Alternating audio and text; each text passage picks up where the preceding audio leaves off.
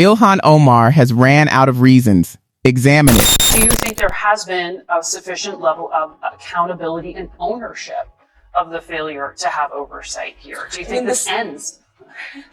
That is what we want. In a recent interview, a CBS reporter questioned Ilhan about the growing Minnesota fraud case, but her answers were misleading because the reality is very different. You shouldn't miss today's video because of this. If you believe the truth is objective, then click the subscribe button and let's begin. Right now is a lot of heat on your state. Treasury Secretary Bessent called Minnesota ground zero for what may be the most egregious welfare scam in our nation's history to date.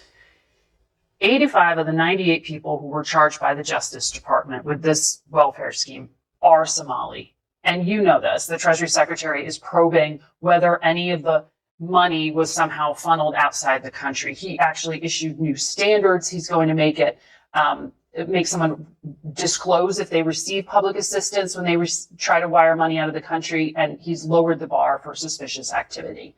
What is the practical impact of doing that in the community? It's just creating fear. What they are doing is creating confusion, chaos, trying to intimidate people from being able to exercise their regular, normal activities that they would.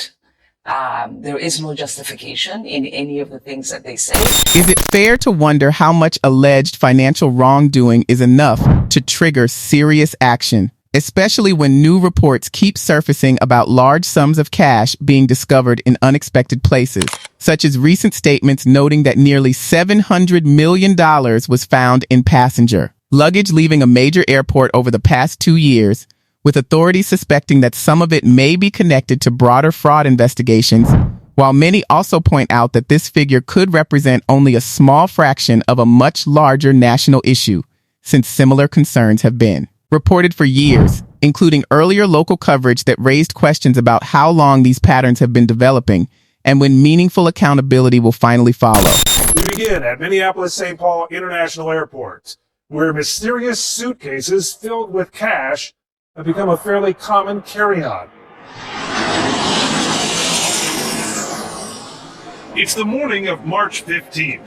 We're chasing a tip about a man who's leaving the country.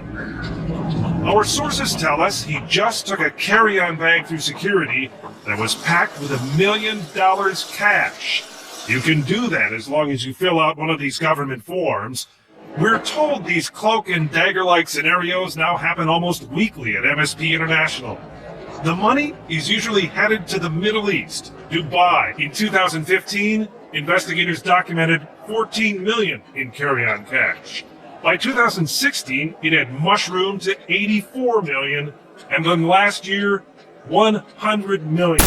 Furthermore, the numbers rose to around $342 million in 2024 and $349 million in 2025. To be fair, all of this money was legally declared in compliance with U.S. customs laws.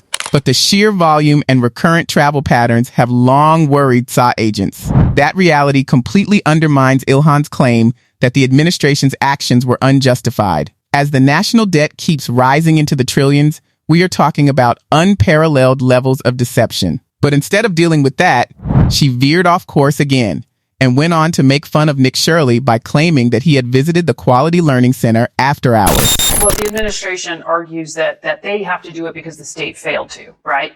The federal government and the state have been working peacefully together and have brought justice to these 87 people that you've described. None of this search that they have conducted has produced any sort of criminal activity. They haven't been able to charge anyone as of yet. Well, because the administration and many conservative allies of the administration argue that this is still ongoing. There was that conservative influencer who went out and posted this video that went viral alleging that daycare facilities were pocketing public funds. Yeah, and as you know, he went hours where these businesses were not operating. Yep, CBS went out and did a again creates the level of confusion and chaos that is not necessary in a moment when we are trying to deal with a serious problem that needs serious people to be able to address it. But do you think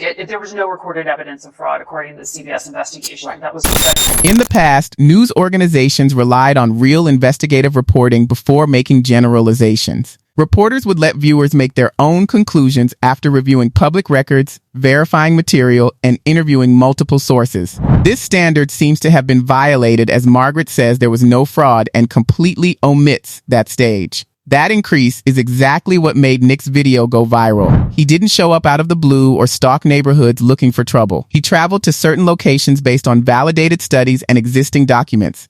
It doesn't stop there, either. A local ABC News affiliate then published its own learning center-related findings. To put it simply, the results validated the assumptions of many. Our investigative reporter Eric Rasmussen is here with new developments raising, Eric, even more questions. You might have heard this name. We're talking about the Quality Learning Center near downtown Minneapolis. First it was closed, then it was open, and now we've confirmed it's closed again. That's all after the owners recently rejected allegations of stealing taxpayer money. Back at the Quality Learning Center in Minneapolis, it was a case of deja vu. Hi, this is Eric Rasmussen with KSTP Channel 5. We're still waiting for a response to our calls and emails looking for an explanation about what 5 Investigates found Wednesday morning. A search of the state's online system reveals Quality Learning Center now closed as of January 6th. A 180-degree turn after our cameras recorded a parade of parents and children into the business last week. The owners used that to refute a viral YouTube video claiming to expose empty daycares collecting millions of taxpayer dollars. Someone came to our building outside of operating hours. So why is the daycare suddenly closed? What makes the Learning Center notable today is its history. The same location was once home to Salama Child Care Center, whose owner later pled guilty and served 2 years in federal prison for wire fraud and misusing public funds. A new daycare later opened there but closed shortly after being visited by a YouTuber. The situation illustrates a broader pattern. Ilhan rarely appeared on Face the Nation, but after the Minnesota story received national attention, she made 2 appearances in 1 month, largely for damage control. During these interviews, the focus was on narrative management, selective presentation of facts, and soft framing. But in the final interview, Margaret asked a tough, unexpected question that left Ilhan unprepared for the first time. Governor Walz did choose to not run for re-election. He dropped out of the race because of all of this. Because he wants to focus on defending our state and not defending a seat. Do you think there has been a sufficient level of accountability and ownership of the failure to have oversight here? Do you think this ends? That is what we want. We want to collaboratively work with the administration to try to make sure that there is no fraud that's being perpetuated on our state.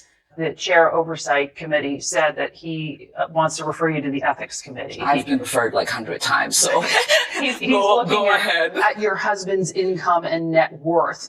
He said it was tied to private equity investment funds, but he seems to be insinuating that you personally are tied into this welfare scam. How do you respond to that? Ever since I've gotten to Congress, they have been doing these sort of weird ethics investigations. None of them have yielded anything because I have been as transparent as I can be. The latest coverage centers on Tim Minette, Ilhan's husband, highlighting questions about the reported value of his businesses over recent years, with some observers noting a sharp increase that has sparked debate and curiosity about how such growth occurred, while public officials and commentators have raised broader questions about transparency and financial reporting. And as information continues to emerge from multiple sources, Ilhan's ongoing interviews have added to the conversation rather than clarifying it, keeping the topic in the spotlight and encouraging audiences to follow developments closely, reflect critically, and share their perspectives. So don't forget to leave a comment, like the video, subscribe, and stay engaged with the discussion.